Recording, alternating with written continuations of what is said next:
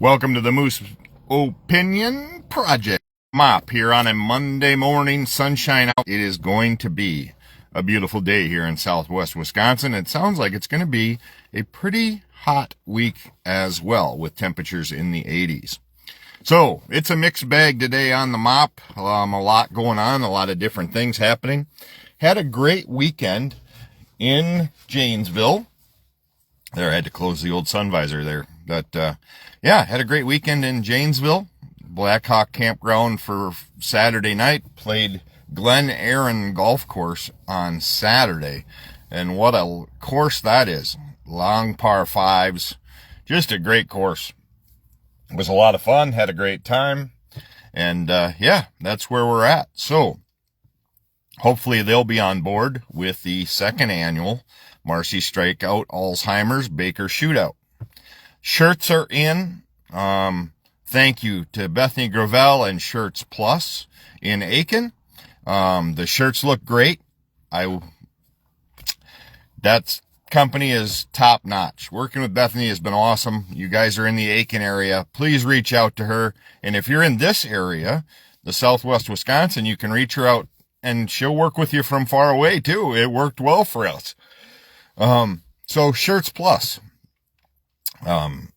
Shirts Plus has been in Aiken a long time, and now Bethany took it over, and she is doing a phenomenal job. Again, thank you to Mark Mindrum, part of Mindrum Construction, for your huge donation, and we appreciate that very much. Mark and I have been friends, well, pretty much since Little League, so we parted ways for a while, but got back, and now we're just like we left off. So thank you again, Mark. Truly appreciated. And to Shirts Plus in Aiken. So if you're looking for shirts, hats, whatever, get a hold of Bethany Gravel up there in Aiken, Minnesota, and she can ship them to you. I know, because they showed up at my door. So thank you very much. We will be, I don't know where to talk right now because it's just a mixed bag of things going on.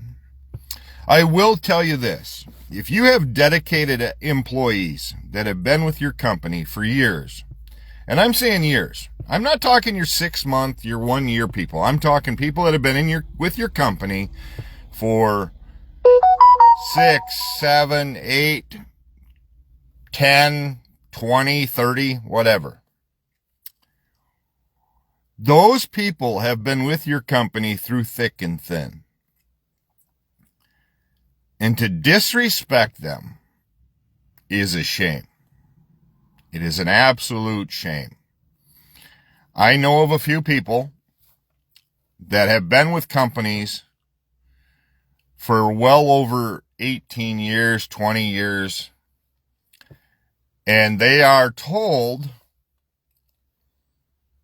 that they are no longer needed either by mail, text, but not in person. You are a sad company when that happens. You are a sad, sad company when you do that. Your leadership is not good. Your ownership is not good. When you cannot do that to what, I don't care how you feel about them at the end of it or whatever. Anybody deserves, if they've been with you that long, they've made you plenty of money, they've done that, that's no lie. They all deserve respect of eye to eye. And quite honestly, anybody that you have hired, that you have worked with, deserves eye to eye. They deserve to be sat down. They deserve to be talked to.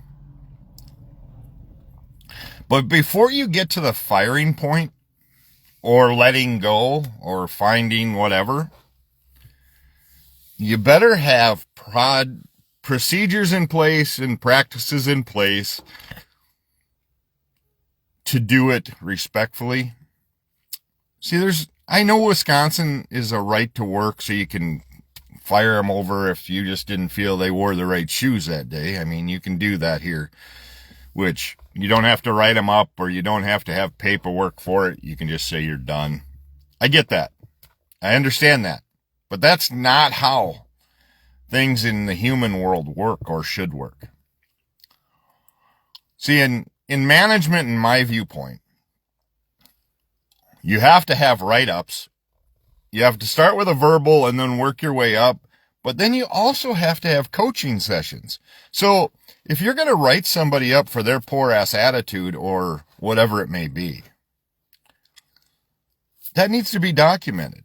And then you need to talk to them about how things are going to change and give them a time frame of how it needs to change. Or what's going on. Find out what's going on with them. Maybe they got shit going on with their family and things are going sideways. And things just are not good. Maybe you need to find out what is happening. And is there a time frame to that? And then you go to the second one. We talked about this. And on that write-up, you're going to document the first one and your coaching session, and then your second one of, hey, we talked about this, 2 months ago or a month ago. And from what we see, it hasn't changed. But then to me, is the third write-up can't be like, oh, well, we didn't see you, for my business, let's say. We didn't see you taking units out today, so now you're not a team player. Does that recycle back to the original write-up, or does that have its own deal? And see, here's the other thing is upper management needs to be at least made aware of or talked about. They don't have to control it or micromanage it. That's what your managers are there for. But everybody should know what's going on, just in case somebody wants to call somebody, does something, whatever it may be. So, your managers also need to be trained. See, there's a lot of companies out there that I really like. Cyclone Training is one of them. Robert Miller, very good training. Managers, I think training your managers to manage, not just have you oversee them in your little chair and you oversee them and you tell them that it's going to happen.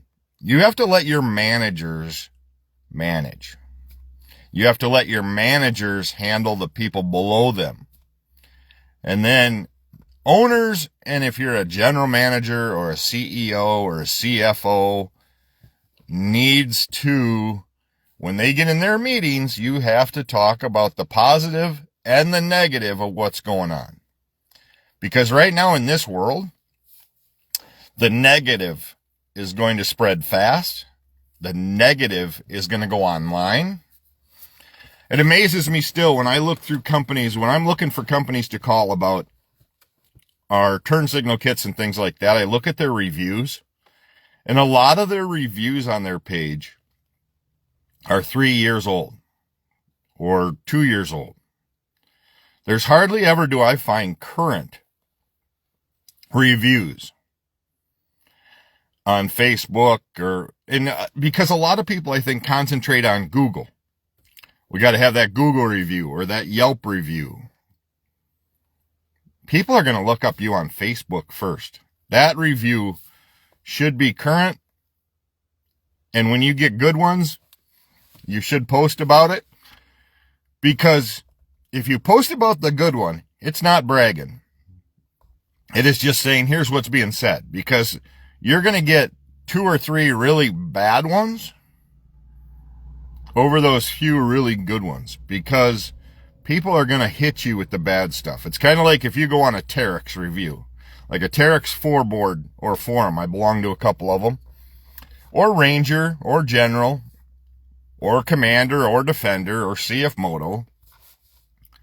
And people are on like here, like, well, God, I don't know if I want to buy one of these because everybody's complaining about them. No. What's happening is there's a lot of owners that are extremely happy, but they don't post about it. The ones that post about it are wanting everybody to know the negative. So as a salesperson, parts person, service, you need to focus on some reviews. And especially on Facebook. Facebook is kind of where everybody goes first, and then Google. Because you're going to want to see what's said or what do they do. If you're not posting pictures or current things, I think part of me thinks Marketplace works really well for a guy like me who sells a bicycle or a boat, something out of the shed. Marketplace is so inundated now with new units, and the problem with it is there's so many hidden fees and everything else. And people are shopping. I was talking to a guy yesterday. 60 mile, 70 mile, 80 mile radius of shopping. And every one of them was a different number. And they all say the same thing. This is the best number you're going to... No, stop. It is not the best number. There's always going to be somebody lower. And why drop your drawers on everything if the guy isn't 2 hours away? You're never going to get him back for service. You're never going to get him to just stop in, except for, in 2 hours probably, you're not going to do a 4-hour round trip for an oil change or something. Work on getting your locals. And if you have a bad reputation in the community, you need to figure it out. And you need to figure out where it's coming from. And work on either A, getting rid of the problem, or B, fixing the problem. And sometimes I think the seed is so growing and overgrown, it's kind of like creeping Charlie. If you're in the garden or have a yard or any kind of flower beds, you know what creeping Charlie is. It's a pain in the ass. No matter how hard you pull on it, it seems like it shows up more, spreads faster. That's what happens when you have pissed your community off or your local market. It isn't because somebody put another store in, because any store that's over a 30 or 45, 50-minute drive, round trip, where if it's 2 or 3, 4 hours, shouldn't be the main threat, shouldn't be your main worry. However, if you think you deserve all your local traffic and they shouldn't shop anywhere else, and that it's your environment and your territory, so if you're local, you need to shop with us. If you don't buy local, that's your problem. If you're not supporting local businesses, how the hell do you expect them to support you as a local business? Something to think about. Treat your employees good. Treat your customers good. And things will come around. As soon as you get the attitude that you're entitled and you deserve people to come there, especially if you expect all locals that they shouldn't go anywhere else, you are in big trouble. Because they will.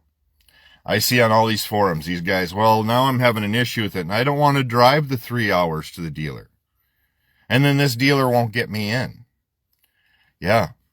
Part of that's on you, too, that if you're shopping for price only, and I see it a lot, what's the cheapest place I can get one, blah, blah, blah.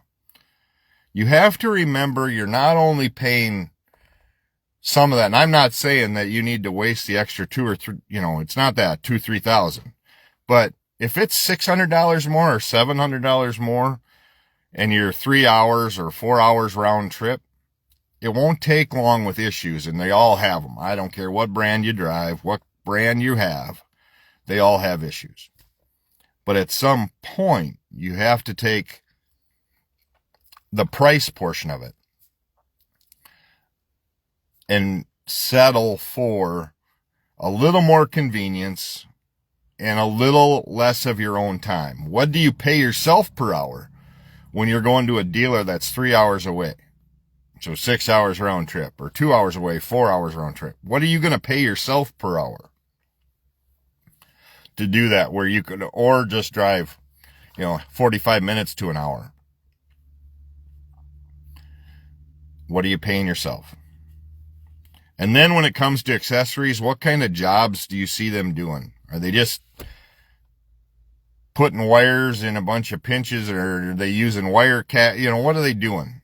What are they doing to wire your accessories and all that? Do they just hack it all up? We've seen plenty at Kinetic. We've seen plenty of where people just hack the hell out of things, and then butt connectors and just god-awful scenarios. So, a lot talked about here, but there was a lot on my mind as well. And again, treat your customers and your employees, especially your long-term employees that have been with you through thick and thin, treat them with respect, at least when everybody comes to the end of the road, when either they retire or they just get tired, whatever, or they're burnt out, or shit happens, and just life is overwhelming, or medical, whatever it may be. But if you text people and you message people and you send letters to people saying their employer or employee status is no longer needed, and that's the only thing you do when they've been with you for years, it says a lot about who you are.